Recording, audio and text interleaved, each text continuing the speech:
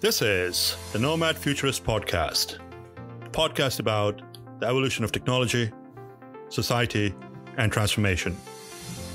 Connect with us, share your thoughts with us at nomadfuturist.com. Let's get this started.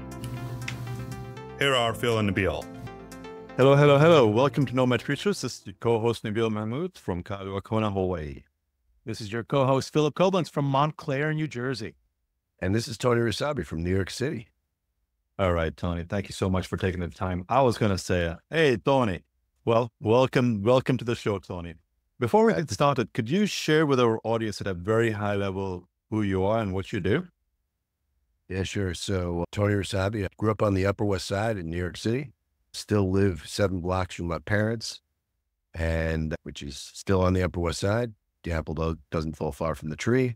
And I run a company called OCOLO, which is an online marketplace for data centers, and fairly involved with a couple of other data center businesses where I sit on the board, but have been in this unique and incredibly exciting space over the last, I'm sorry to say, but 26 years, I think this is the year. So good to, and known Phil for, I won't say all of that time, but a long part of that time. So the best part of it, the last 25 years have been amazing. The last 25 years, 364 days, have been awesome. So yeah, no, and so happy to kind of talk about the space and talk about what you guys are doing. I think it's really important. I just want to touch on the organization that you guys have formed, and giving back to the community is obviously a big portion. I don't think it's recognized enough in our space. I think we talk a lot about making money, but not about helping others grow within this space. And I think that's critically important. So kudos to you all for starting this, and pretty amazing. So thank you guys. And I think I think most folks in the industry don't realize this and should kind of reach out and thank you guys. Well, it's certainly very much appreciated. And thank you for the acknowledgement. I think I felt a tear forming. I think we're gonna do the video of this, right? So if anybody can zoom in on my eyes, you'll see water start to well up. Yeah. So Tony, before we get started, you said that you grew up in New York, and you're right there where you're at, literally 7 blocks away. That's, by the way, hundreds of thousands of miles for those that do not live in New York to travel 7 miles. Tell us a little bit about your upbringing and your family. So looking at your background, one of the things that stands out is the fact that you didn't go to school for any of the tech stuff. You were pursuing a legal career, weren't you? Yeah. So walk us through that journey. Yeah, absolutely. So both my parents are professors. My dad is 83 and still teaches at Columbia. So I had a non-traditional upbringing. My mother is 86 and still occasionally teaches, but is mostly just focused on writing books with my dad. And my dad came from Egypt, came here in 1950, and then met my mom when they were doing their PhDs together at Columbia. And so education was pretty heavily instilled in exactly in my sister and my upbringing. Again, most of my family's here or in North Carolina. My sister, she's excommunicated. She lives on the Upper East Side, so you don't really talk to her anymore. But I do think there's a Zabar's on the East Side now, so I think she gets to at least get a little flavor of the Upper West Side. There you go. Yeah, there you go. Exactly right. And so I went to undergrad and then did a law degree. Spent time actually as a district attorney in the U.S. Attorney's Office here in New York City. And then there was this company, and then I was going to go into politics, but opted against that. New York City politics is there's still time, Tony. I hear we could use some help in the City Hall.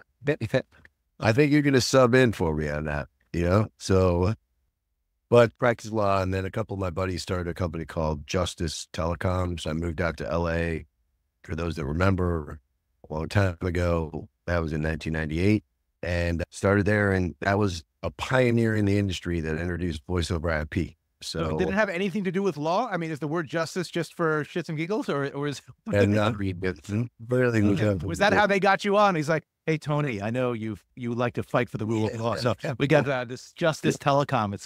We're gonna reinvent the way communication happens. That's exactly it. They enticed me with the name. So no, it was a great company, and sort of started my career there, which was a lot of fun. Thrown into the fire. It was an early startup. I was 29 and I was like 4 years above the average age there. So it was kind of funny, and a great company, super exciting and fun to be there.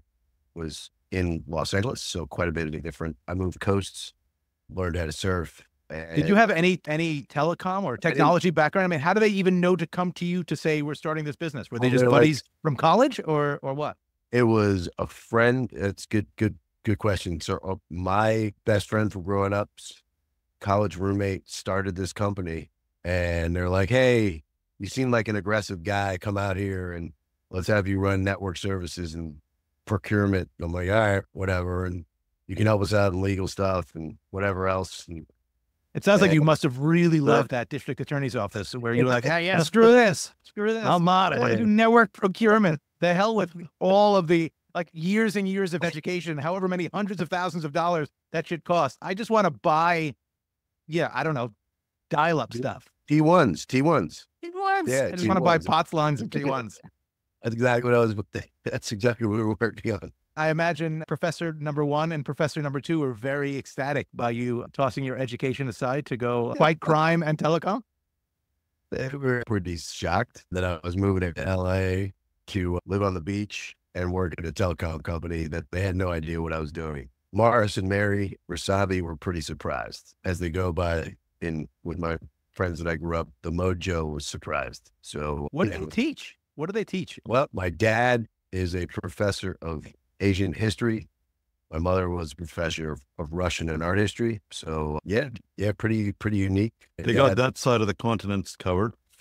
They did. Yeah. No, I mean, it's kind of funny when most folks would say, "Hey, we're going to go to, and we're taking summer vacation. And we're going to go to Martha's Vineyard or Nantucket." My summer vacation was Mongolia or Samarkand or Irkutsk. And most people didn't know what the heck that was. We went to China, and my sister lived in I wasn't born at the time. She's older, but my parents lived in Taipei for a couple of years, and that was incredibly unique. So I have not had a very traditional, but yeah, I mean, our vacations were, if my dad got a grant to go write an article, we would tag along. So it'd be like, "Hey, where are we going this time?" "We're going to go to Bangladesh." We're like, "Okay, let's get on the plane. That's where we're going." Or "We're going to go to whatever it was." I mean, some conference, but mostly in Asia, but it was quite unique. And definitely we weren't hanging out in the Caribbean for. I can see how, with that being the upbringing, how it would be appealing for you to just be like, "Screw this. I'm going to live on the beach in LA and make up for all those vacations that I missed while I was scavenging in Irkutsk." But good, pretty good. I will tell you that Omsk has the best ice cream I've ever had. So in 1978. So it's like a book that you should write. You should write where do we get the best ice cream on all these like super cultural destinations that are historically important, but sometimes you just want an ice cream cone. So for the history, let's go to Omsk for the best ice cream. Yeah. And Mongolia had the best yak and yak butter back in the day. So. I mean, if I had to guess where the best yak was, I probably could. All right. So before I yak, you're in LA, you're in telecom without any background, just that's it. This is your sowing your royal oats, and you get out there, and what happens? Yeah, look, I mean, I think the biggest thing, I remember going there, and the first thing we went was, there was like, "Hey guys, we want you to come to this conference, Tony. So see if you can show up." I don't know if you guys remember this airline, but we were a startup. We didn't have a lot of money. So they flew me on this thing called Tower Air. Have you ever heard of Tower Air? Oh, I have. Yeah. I think I flew Tower Air to Israel once. And my grandma used to collect all of the, back when there was dishes and stuff. So we used to have an entire, she used to just throw them in her bag, which was like a Santa Claus style just thing that she would throw over her shoulder. And she would have basically full, 4-6 people place settings that all said Tower Air on them with slight variations in them because they were. There was eventually a set, Phil. Oh, yeah. We used to drink tea in Tower Air cups. That sounds like my grandmother too, right? Or my dad just be like, "Oh, there's freebies, definitely taking them." Right. Right. So I flew Tower Air to LA, and I was wondering why there was such a line. It was so packed. It was the last airline that allowed smoking. So you could actually smoke on the plane. What could possibly go wrong? Exactly. So now you can't wear shoes or soap. You can't take shampoo. Not that we need it, but cigarettes. Yeah, exactly. So flew out to LA, and they're like, "Hey, let's go to San Diego."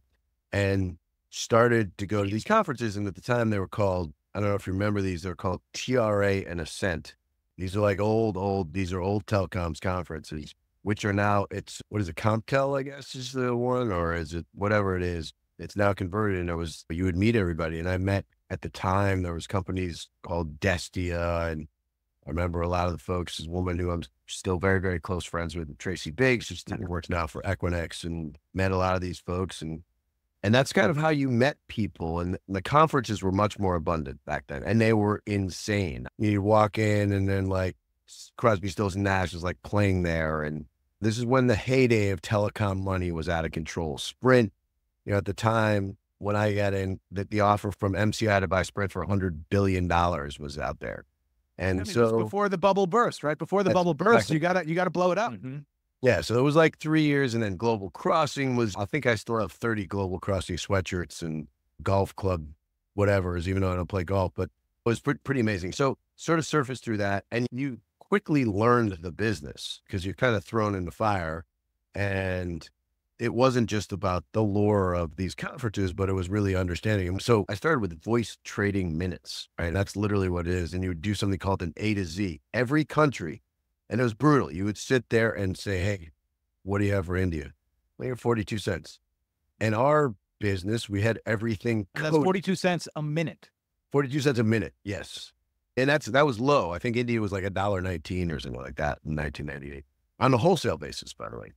And I remember going through this, and we had, if anybody stole our A to Z, or it misplaced, that's the wrong word still, it was misplaced, and we had a code.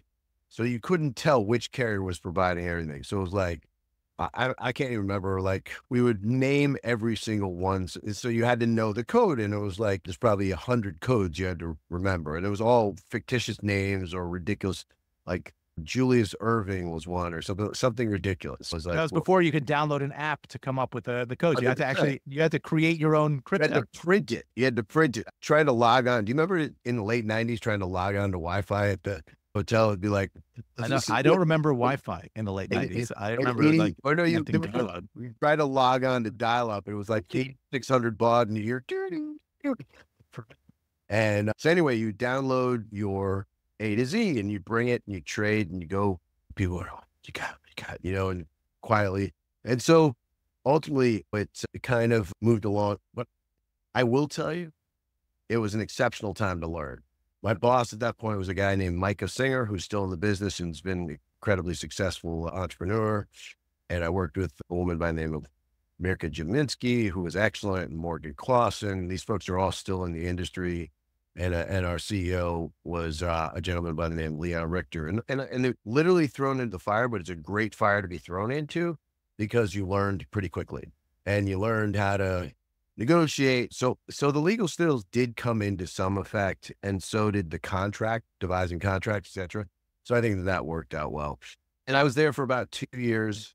Company went through some changes and sold, and I came back to work for another startup. It was called this was actually quite an interesting name, Telnext. And so every time, if you say it really quickly, it was Telmex, right? And everybody's like, oh, you work for Telmex.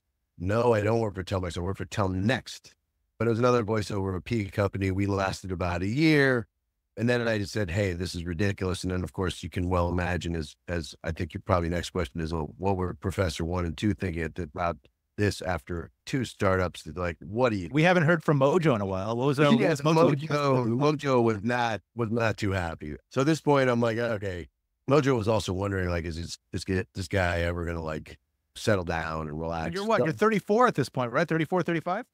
I'm like 32, 33, right? And so then I went to Bell South and spent about 3 years at Bell South, going back and forth to Atlanta. Great job. A lot of fun. Worked for a gentleman by the name of Rich Lockhart, who's still in the business. Worked with my partner at OCOLO, a guy named Sean McCarthy, who's here with me now, guiding day to day for us at OCOLO, doing a great job.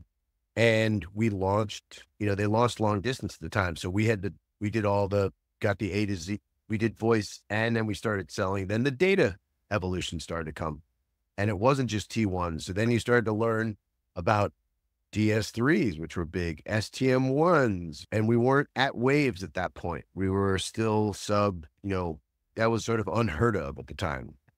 So that was great working for a LEC, and Mojo was happy because I was working for a company that was stable. They were like, oh, you have a 401k, you have insurance, etc. So that's Bell. I've heard of Bell. Yeah. Obviously, yeah.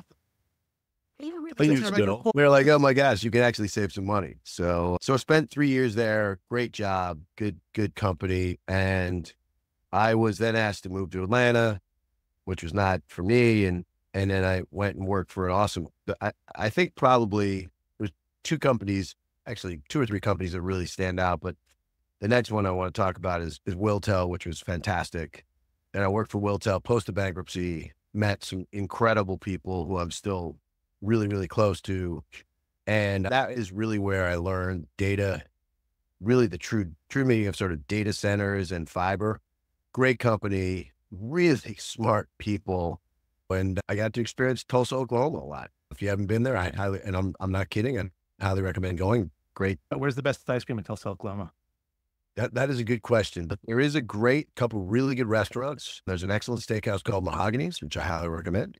And there's some great sushi. In Oklahoma, there's great sushi. Love it. Yeah. That's mine to swear. It's like is this going to turn into like a Rocky Mountain oyster kind of thing? I've fallen for that a couple times. There is a delicacy of fried bologna as fuck. So that does sound pretty good. Yeah, I wonder how many people have been able to pontificate on like the worldwide cuisine in all these far off locations that you went to with your parents, and also pontificate about the fried bologna in Tulsa, Oklahoma. People have had both. I mean, look, I've had some delicacies. I think my parents, we had fried scorpion in China. We had horse sashimi, donkey stew. I mean, it's up there, Chumiles in Mexico when I lived there in college, which is a live bug that you eat in a taco. So no, there's some good stuff. But then nothing can compare to the fried bologna. Yeah, it's tough. Well, I think we might just have to start like a Nomad Futurist Food Network channel. Right. I think we should. I think that would be a great, like a little TikTok thing, like, man versus food. I think it is. So you've got two startups, Wiltel, micro. Yeah. So this is 2000, just to set context, this is 2003, 2004. Not that long ago. So now we're getting into the second part of the decade. Second part of it, and spent 3 years there. The company was acquired by Level 3. I stayed on, but when you're an acquiree, it's not always the most ideal situation. There was some great, but again, to talk about, Jeff Story was the leader. Wiltel was an exceptional boss and, leader for all of us. There's a bunch of great people. A gentleman by the name of Bob Tinkler, who is now CFO of a construction company in Tulsa. I mean, they're just really sharp, good people. The CEO of TPX today is a gentleman by the name of Sean Andrews. He's a Wiltel guy. Paul Seville, who's running all of global product for Kindle. So really, I get to work with some people who are just exceptional leaders and exceptional people. And we all worked really, really hard, but there was a great reward. And look, the company that it was owned by, I would say, best way to describe it, a distressed asset buyout company, which is Lucadia, which is now Jefferies. And they treated us exceptionally well. Jeff marshaled the company into just great strides. We did great work and it ended up being sold to Level 3. I stayed on for a short period of time and then went to the Tata Group for 6 years. And at the time that was, it's 2000, end of 2005. And so we're on like the fourth company. We're only talking about the span of what, 6 years so far? Not even like 6.5 years. He started in 98, right? He's only in 2006. And you've basically seen the birth of an industry. No. It's really, I started with this crazy thing that people thought was the hottest thing ever, which was voice over IP, which is what we run on everything now today, right? And it was like, and I don't know if you guys remember when the early days of voice over IP, you get on the call and you're like, hello, hello, hello, hello, hello. And it's because there's no echo cancelers. And to see that evolution, it was, and you look back and you make a really good point. It's like, we've evolved so quickly, so fast, and just, it continues. The evolution is insane, but the amount of products that have come in and been churned out in such a short period of time, I think you're like, oh, well, it's 20 years. Well, 20 years is not that long of time to see what we've all experienced, right? Since the three of us are probably in aggregate over 180 years. But, speak for yourself. Speak for yourself, old man. And then I left and went to Tata for 6 years. So Todd, are you back in New York at this point, or are you still in LA? So left LA. Yeah, I'll tell you a unique story. So I'm leaving LA and I have this problem. I go to the airport to check in and I have a dog. I adopted a dog. I didn't realize you're not allowed to fly with, at the time, there was no service dogs. Yeah, exactly. And so I had this little dog, he's like 30 pounds, but you have to check him. And you cannot fly overnight because it's too hot. Sorry, you can't fly during the day. You have to fly overnight. So I go in, I check in. I'm like, okay, great. Can't wait to get in. My 8 o'clock flight. I'll be in New York, home, back by 4:30. Sorry, you're going to have to take the overnight because it's too hot. It's cooler at night. So that's what I did. But I learned a lot about flying with pets. Now, you don't have to worry about that. You just say, put a tag of service dog on and you're good. Right. Come on. Otherwise you'd freak out if you didn't have to. Exactly. So anyway, moved back to New York, living back on in the old hood in the Upper West Side, and spent 6 years at Tata. I think I probably flew 300,000 to 400,000 miles a year for 6 years. My team was, I think we mapped it out. We had people in 57 countries across the board, but yeah, it was a lot. We had somebody in Norway and somebody I spent a fair bit of time on the road. We built up an incredible business. So another great, I didn't really know much about undersea cable, about construction of undersea cable, about how landing stations then come into data centers, and learned all of that. It was pretty awesome. What's amazing about the timing is, like, we always talk about this in the Nomad Futurist kind of sphere, where people have this perception that you need to be like a computer guy to be in the data center industry, or you need to be like uber techie. But in reality, when we all kind of came up in the, let's call it the turn of the century, which makes us sound ancient, so you're all learning in real time. Like, you're learning together. Nobody actually knows, but you're figuring out how an undersea cable responds because you're laying the first undersea cable and you're putting data across it. It was, first of all, a great experience. I had, and just give a shout out to my boss there, is a gentleman by the name of Byron Clatterbuck's, going through some pretty serious health issues right now and powering through it. But I think, and met a lot of great people along the way there. Gentlemen, I think you guys probably both know Mark Halpinger, who's the CEO of PCCW Global, who still today is, between him and Byron are my two sort of go-to, I would say, guys that I ask a lot of questions, mentors, etc. I try and speak to Mark at least once a week, and I speak to Byron pretty much every day. But really, you want to talk about guys who just understand this business and really just get it and understand the mechanics. Incredibly instrumental for me from a learning perspective, but taught me how to negotiate, how to talk through the presentation skills, etc. And I think those guys were great. But going back to just the basics, like understanding the value. I mean, I think we were selling T1s again, or 1 meg circuits from New York to India for like $100,000 a month in 2005.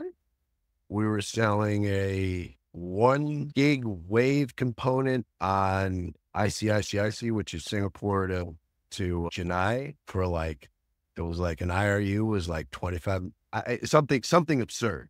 But it was in the millions. It had a lot of zeros behind it. And you look at that and you're like, wow, which is really a shame, in that we're providing global communications and it's really, unfortunately, deteriorated how you can sell these things, right? On the positive note, and we'll get there, talking about the data center business, we're at an all-time high, which is great. But it is somewhat unique in terms of we're providing global communication that's become such a low-cost value today, right? But that was incredible experience. Great to work with all the people, great cultures. Got to go back to some of the Mojo places, which was fantastic. Right. We're seeing Mongolia, Samarkand, etc. So, was it odd when you got off the plane and you were like, oh, I know just where to go. This is my spot. This is where you got the price for it. I did. I unfortunately didn't go back to Alps and hit the ice cream stop, but finding a good spot in Hong Kong, or great places in Beijing, or amazing places to go to, like in Norway. Yeah, now I have a whole list of amazing restaurants that are like little boutique spots. Coming to you soon on the Nomad Futurist food show, hosted by Tony Rossabi. Exactly. No. So, but yeah, it was unique. And look, I think we always talk about panacea in the industry and that everything's great and smooth. There's a lot of bumps, but I think we've gone through a lot of bumps. I think all of us together, and it is, I guess the three of us can talk about, we are the old timers now. We're not the young guys in the room. And it used to be even 7 to 8 years ago, we were sort of the younger ones, and now we're definitely not. I don't know. When you started, it sounds like you were the oldest one there. I called Bill just got the room. I'm skewed myself. I've always been the oldest one, right? So, right. The only thing is you've aged well. Yeah. That's the nice thing about being bald. I say this all the time because people come up to me and they're like, "You look pretty good." I'm like, "It's because I started out looking old." Like, of course, there's only so far I can deteriorate. Well, Nabeel has some of the best hair I've ever seen. So, right. Which clearly suggests he hasn't seen enough data center outages in his I will tell you though, that interestingly enough, when we built a data center in Singapore, which was sort of the one, and think about this was like 2006. So Singapore market was not like what it is today. No, exactly. And we built the data center in Chennai. We built a data center in Mumbai. Or we're building data centers, in like Portugal from a landing station perspective and bring our cables in. Because keep in mind, Tata had aggregated a lot of companies, Telecom, Tyco, et cetera, and some great assets. But that was the beginning of sort of this unique creation of international data centers, which at the time you would take like a half a cabinet. Who takes a half a cabinet now? Not many people, not many companies. So it was quite interesting. Cross connects, nobody really talked about.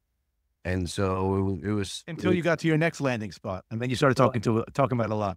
That's right. So then I left there and I went to a company that Phil knows well, and Nabeel, you know that well too. We went to Telex, and I was there for about the better part of almost 5 years between digital and Telex. And again, you look back, and I guess when you're going through it, and there's the bumps and the challenges, you're like, oh, this is hard. But some of the most incredible life experiences. Chris Downey, obviously the late, great Eric Shapiro, Mike Talizzi, amazing, John Bonchek, Kevin Holman, just names that just keep coming up, and for exceptional people who've been in the industry, who've done incredible things. Mike is just crushing it right now. Bonchek as well, and Kevin, Ben Gagne, Jerry Hancock, the list goes on and on, Bill Coleman. You just have a list of people that when you go into the office, it was exciting and fun, but also you were grinding every day. Telex was definitely a grind, and this is an industry that's a grind, right? And I think we get through it. But at the end of the day, there's a lot of really good people from an operating perspective. When we've had a lot of financial sponsors, and they're good people, but sometimes challenging. And it's great comfort to get on a podcast with you guys and just talk about the industry, and knowing that we can commiserate as operators. As people would call a safe space. We're in a safe space. It's interesting what you just mentioned about you not being a digital. I mean, every single name that you've mentioned, it makes the industry sound so small because it's not 1 degree of separation. It's like we all know each other, and we've known each other for such a long time. It's just amazing. How do you see tomorrow? The industry is growing so quickly. The stage that we are talking about is we're right at that chasm of change, right at the chasm of adoption. And now we're accelerating so fast that there is so much more demand of building new data centers and operating new data centers, so many new opportunities. How do you see the future in the next 15 to 20 years? I mean, are these relationships continue to be similar to what we had 15, 20 years ago? Or there's going to be this big old shift as we have seen in other sectors? I mean, I hope there's some of what all the three of us and others and a lot of the names that we mentioned continues to carry on, right? But there's people who are saying, hey, I'm done. And we're losing a lot of those people. And we've lost some people they've passed on and left the earth. And that's a shame. And a lot of that wisdom is shared amongst us. But I think it's going to change. I think it would be great. What you guys are doing is fantastic and actually quite unique in that you want to pass this on. Some of, I guess, the old school and old soul parts of this business need to be passed on. And Phil, if we look at when we sat on a panel 6 weeks ago, it was a bunch of, for better or for worse, a bunch of the old souls, right? Which was nice. And we all had great camaraderie, and it was a great collegial environment. And it makes me look so fucking young. You got to love it because they're like, oh my God, you have the energy. I'm like, no, I'm just surrounded by Monty Burns. So I look particularly energetic. Look, what would you experience when you went to Bell South or Tata or Wiltel was direct exposure to some of these folks that shaped you, that made you into who you are today. And you still, if you entered school today, high school, college, graduate school, there is no curriculum that exists that could teach you what you learned through experience. And there's no way to capture that, whether you call it like the data center zeitgeist or the institutional knowledge or just the history books haven't been written because the people that you talked about that were at the foundational levels of the internet in 98 and 99, by your own admission, are still, they're either gone because they were taken from us too soon, or they're still in it. So the old adage of those that can't do teach, everyone's still doing because we're still innovating. Things are moving so rapidly that the last 30 years happened in like it sounds like a long period of time, but at the end of the day, if you talk about one experience to another, it's you would not be able to recognize what this industry is today from what it was 20 years ago. It's a completely different set of metrics. Oh, 100%. I paused to laugh about my first Nokia phone, which was like this freaking big. And now, like the Zach Morris Saved by the Bell phone, Yeah. No, but I think there's a lot to that, Phil, is how do we, and I think this is probably a message that you guys are thankfully sharing, is like, how do we get these messages out to the next generation? Not just as just say, hey, we're going to tell you war stories, but how do you guys experience stuff? And I appreciate the fact that what you guys are doing at Nomad Futurist, because I think that's exactly what, I'm fairly involved with. Sounds like we have a future sponsor on our hands, Nabeel. There you go. And I appreciate what you guys are doing. I think we do a lot of that. I'm fairly involved with PTC. We have something called PTC Academy, where we do instruct from people who've been in the business for a while and management, et cetera, younger up and coming managers, which is super helpful. So love to talk more about that, but that is actually super enjoyable. And it's great to get something out of that. And I see you guys doing something very similar with this. And I do think that there's a lot to be shared. Now, look, this conversation is awesome because having a lot of fun and talking through this and talking about the ridiculous times when like we would go to these conferences and Foreigner playing or something like that. And now you'll be lucky to get like the Mojo, my parents playing like instruments because nobody wants to spend any money. We get Zach and Jacob Smith taking their cellos out. Yeah, like you said.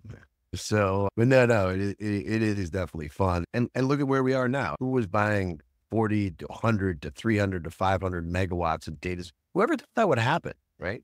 We're like, okay, in 2011, 12, we were like 1 kVA per cab. That's like right. So, now we're talking, instead of megawatts, we're talking gigawatts. Yeah. So you certainly have a very interesting background, and thank you for sharing your journey with us. A couple of things I want to ask you. So your parents were educators, right? Nothing to do with the technology sector. For starters, how did you end up picking law versus education? Because that's really what you were exposed to. And human psyche is you're going to end up being your parent. You're going to potentially end up knowing what your parents were doing. So talk to us about that first selection of law, and then from there on in, your passion for technology and moving from telco to data centers. And dare we ask what the black sheep on the Upper East Side ended up doing as a career? Lawyer. Pretty much everybody's scared of. Were you scared of being arrested? Yeah, lawyer or education is really the family. And in my case, it was lawyer and bartender. So I bartended in New York City for 12 years during my time at the DA's office and law school, et cetera. So yeah, look, Nabeel, just to summarize, I mean, I kind of was intrigued by law just through my uncle and my cousins are big attorneys. My sister is I followed in that path. And I think I probably would have loved to stay with it. Unfortunately, as a starting salary in, I guess, 1995 range, it was about $30,000. And then as a bartender working doubles on Saturdays and Sundays, I made like an aggregate of like 80,000. So all cash. All cash. That's right. That's all right. Don't let the authorities know that. But they're on the Upper West Side. There are plenty of accountants. There's no shortage. So I love the career, but again, my buddy sold me saying, "Hey, get into something that's got long-term future." I did like the job as a DA, but look, this technology thing was, I was like, oh, let me take a shot. And then it's pretty cool. What we do is, and we also have a great community of people. Look, it's a fun space, and I think you can learn a lot. And for the most part, most people are willing to help you out. Absolutely. So that's why I jumped in. Brilliant. What would you tell your younger self if you were to do it all over again, especially the perspective of your parents? And how do you get the message across to the older generation that probably is not necessarily very much aware of how quickly technology is adopting and that there is a career path in this space versus the conventional mindset? Yeah, I would say probably to my younger self, take even more risks, don't hold back. I think I was sort of was in this, but was in probably a more conservative path of, after I had the 2 startups that I was like, oh, on paper, you're worth X, and they sold and you weren't worth X, you were worth probably Z. I think I would, instead of for the next 10 plus years, I went to traditional companies. I probably would have said, hey, go to do something where you can have probably a bigger role, a larger piece of equity, and let's forget about dollars and cents, but just a larger piece of the business in terms of understanding it. And could you be a VP or could you be a COO or whatever? And I think, to me, I probably, even after those 2 startups they were fine, but they didn't go where they should have gone. I would say just keep taking risks. I think it probably stopped instead. The mojo got and was like, whoa. Slow down, Tony. Pump the brakes. Pump the brakes. And you're there now. So that probably informs you have that kind of, now you get to scratch your co-founder itch where you're creating something that's in your own vein. And I think part of what we try to tell students when we speak to them is that the specific subject matter is all, you can learn it all. But what your commodity is your perspective, your lived experience. To do whatever you do it your way. Not to quote, was it Frank Sinatra? I don't know.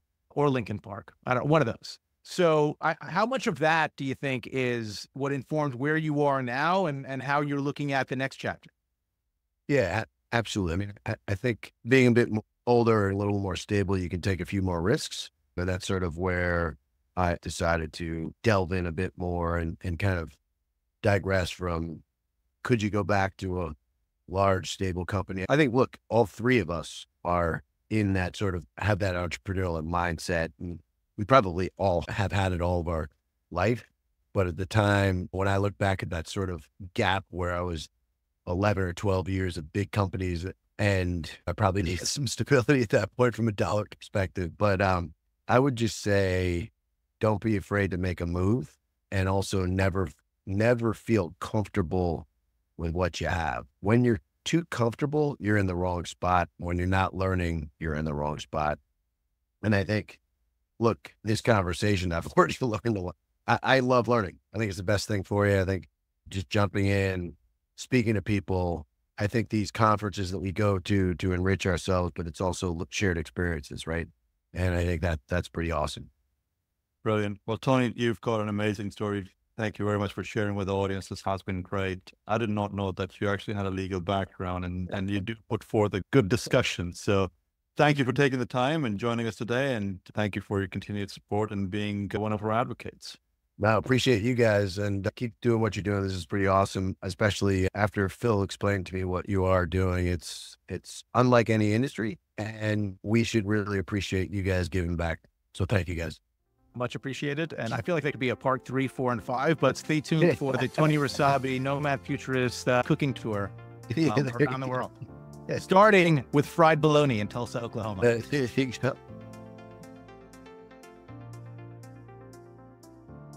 This has been great. Nothing lasts forever. Markets will come back, currencies will rebound, businesses will go on, and we will all move on. That could happen next week, next month, or next year. At Nomad Futurist, we're confident that those who prepare rather than panic will come out of this stronger. Thank you for joining us. This has been brought to you by Nomad Futurist. Check us online at nomadfuturist.org. And thank you for listening and subscribing, as well as your continued support.